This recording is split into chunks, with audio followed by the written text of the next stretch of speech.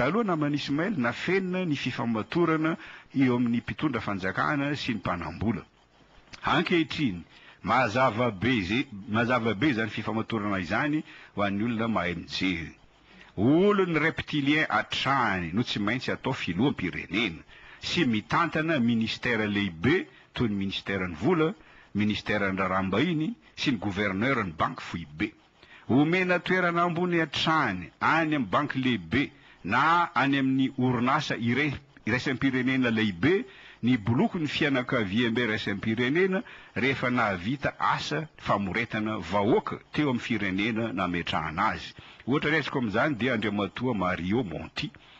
Izy dia notendrena Premier Ministre tany Italia solon'ny Berlusconi tamin'ny Novambra 2012. Izy moa ty Mario Monti ty alohan'ny nanendrena azy Premier Ministre.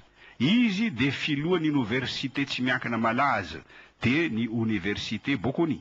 Izy dia filohan'ny départementa Europa tao amin'ny trilatéral. Izany trilatéral izany dia vondrona lehibe ao amin'ny tontolon'ny reptilien. Izy dia mpikambana tao amin'ny komitiny Bilderberg, anisan'ny vondrona lehibe koa ao amin'ny tontolon'ny reptilien. Izy dia mpanolotsaina tao amin'ny banque Goldman Sachs. Izy dia commissaire européenne ho an'ny varotra anatiny sy ny fifaninanana. Izy dia mpanolotsaina tao amin'ny orinasa lehibe atao hoe Coca-Cola. Izy dia filoha tao amin'ny Business and Economics Advisory Group ao amin'ny vondrona Atlantic Council sy ny sisa. Tahaka izany koa ny Premier Ministre Grika Papademos. Ity Premier Ministre Grika ity dia filoha lefitra tao amin'ny Banque Centrale Européenne. Ary izy dia mpikambana tao amin'ny trilatéral. Na dia tsy mpikambana ao amin'ny trilatéral, na dia tsy mpikambana ao amin'ny Bilderberg aza ireo kandidata malagasy milatsaka ho fidiana eto Madagasikara, azoko antoka namany Ismaël fa mifandray amin'izany tontolo izany izy ireo. Na ankolaka aza matoa manam-bola be anaovany propagandy, matoa samy laza fa tsy maintsy atao amin'ny 24 Jolay ny fifidianana na iny kidotra na iny hiatra dia hijanona ho izy ireo ny krizy raha izy no lany filoha.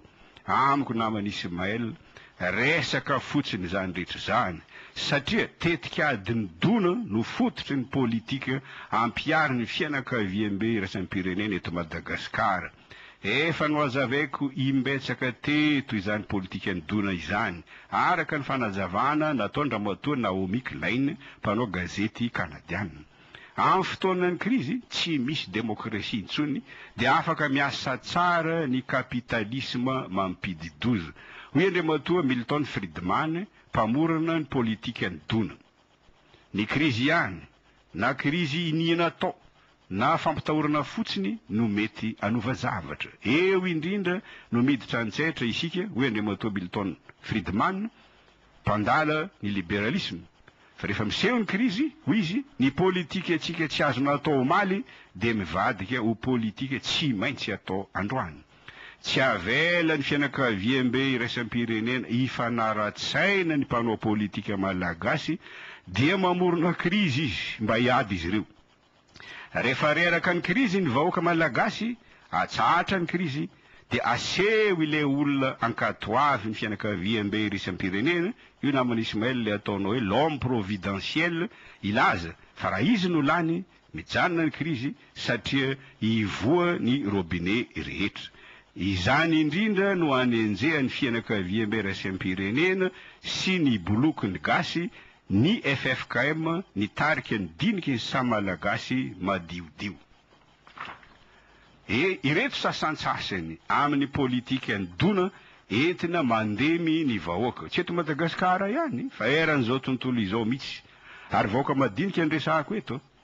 Ampitomboana ny isan'ny tsy anasa, chômera zany. Terena ny vahoaka, anonotra ny volam-panjakana sy ny volan'ny banky very. Atao osa ny mpiasa mba tsy afaka hietrika ary tsy afaka anao grevy lavareny intsony. Ampidinina ny karamany. Ambolena ny tsy fitovian-tsaranga eo amin'ny samy prefirenena, ny lahy sy ny vavy, ny mpiasa maharitra sy ny mpiasa antselika, izany hoe CDI sy ny CDD. Ambolena ny tsy fitovian-tsaranga eo amin'ny mpiasa amin'ny kontinanta iray, any Europa ohatra. atao avy telo eny ny karaman'ny mpiasa amin'ireo firenena eropeana matanjaka raha toe-karena to Allemagne, France, Pays-Bas, Finlande, Suède, Autriche, Danemark raha oharina amin'ny karaman'ny mpiasa any amin'ny firenena eropeana osaosa toy Grèce tandrazan'ny tezapisidisy, Portugal, Slovenie ary atao avy folo eny raha oharina amin'ny karaman'ny mpiasa eropeana any amin'ny firenena eropeana tena osa toy Bulgarie, Roumanie sy Lituanie. Any Amerika Atsimo atao be karama ny mpiasa any Brésil, Argentine, Venezuela raha oharina amin'ny mpiasa any Paraguay, Bolivie, Équateur izay osaosa kokoa. Tsy lazaiko intsony ny karama varimasaka omena ny mpiasa malagasy. Izany politika ny dona ampiarina amin'ny vahoaka eropeana izany dia efa nataon'ny fianakaviam-be iraisam-pirenena tamin'ny afrikanina sy malagasy tamin'ireny andro ny fanitsihana ara-drafitra ireny.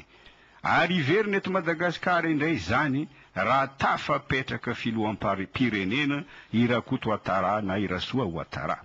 Tsy manaiky atao tengim-bozona tahaka izany ny vahoaka eropeana dia mitroatra izy ireo any Grèce, any Espagne, any Portugal, any Italie sy ny sisa.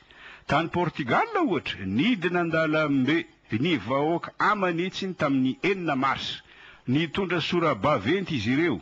Reto sasantsasany sora-baventy netiny. Ale mandeha ny troika, tsy izahay tokony andoany trosa fa ireo banky. Ale mandeha any ny FMI, pampahantra sy pampambotry vahoaka sy ny sisa.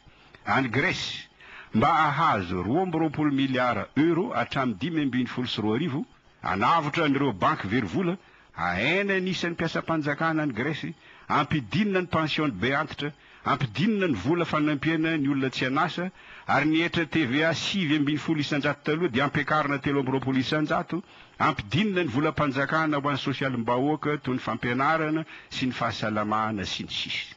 Izany no miandrenao ry vahoaka malagasy raha tafapetraka filoha Irakoto Ouattara dia ireo milaza fa tsy maintsy atao amin'ny 14 Jolainy dia hivoha ny robinet rehetra. Azadino fa izany Grèce izany dia tandrazany Leonidas Tezapisidis. Ny fahorian'ny vahoaka Grika prera aminy aza tsy hainy tsaboina kanefa avava Andriamatoa Tezapisidis eto Madagasikara miseho ho dokotera Mahay. Aza dia zazabody loatra ianao mpieno. Satria io masony fianakaviam-be iraisam-pirenena tsy ambony noho ny vahoaka eropeana ny vahoaka malagasy. Ianao anga zanaka anabavy no tsy injoviny mandeha ary azadiny mihitsy teo bolana ity. Ny raha mavoamby maina mety mavoa aomby joby. Patsivoka mbola miresaka fitsipika fahenany ihany avy zao. Any Tunisie niala ankatso abondy empona ny vahoaka tunisianina. Niala tamin'ny Ben Ali dia miditra amin'ny gejany FMI. Nindram-bola 2.7 miliara dinara mantsy i Tunisie tamin'ny FMI ho fitsinjovana ny vody andro ho merika, ny anarany prêt de précaution. Tonga atao amin'ny anteny miera tunisianina ny iraka nalefan'ny FMI tamin'ny 10 avril lasa teo. Dia nanao ny hira mahazatra azy ireo iraka nalefany FMI hoe roay aloha ny mpanao gazety satria resaka miafina no ataontsika. Rehefa lasa ny mpanao gazety dia izao ny teny nataony FMI. Ampindraminay vola ianareo tunisianina fa izao ny setriny. Foano ny subvention rehetra ataonareo amin'ny mofo, amin'ny ronono, avy aloha hiasa ny lalàny tolotra sy ny tinady. Foano ny fanampiana ara-tsosialy rehetra ataonareo. Ny ministry ny vola tunisianina Elias Fakfak sy ny gouverneur ny banque FIB tunisianina Chedli Aeri ireo lahy ihany no ny resaka tamin'ny solitainany FMI. Izy ireo lahy ihany no nomena ny taratasy fanekena fa tsy nomena ny solombavam-bahoaka. Kanefa isa diso tsy mifanaraka amin'ny zava-misy ny taremarika ao amin'izany fifanekena izany. Ary tezitra Ramatoa Mabrouka Ben Barek solombavam-bahoaka tunisianina satria tany amin'ny radio izy no nandre fa vita ny fifanekena. Izany indrindra no anisan'ny antony nanaovana ny Forum Social Mondial tany Tunisie tamin'ny 9 Mars lasa teo. Tsara fantatrao mpieno inona izany Forum Social Mondial izany.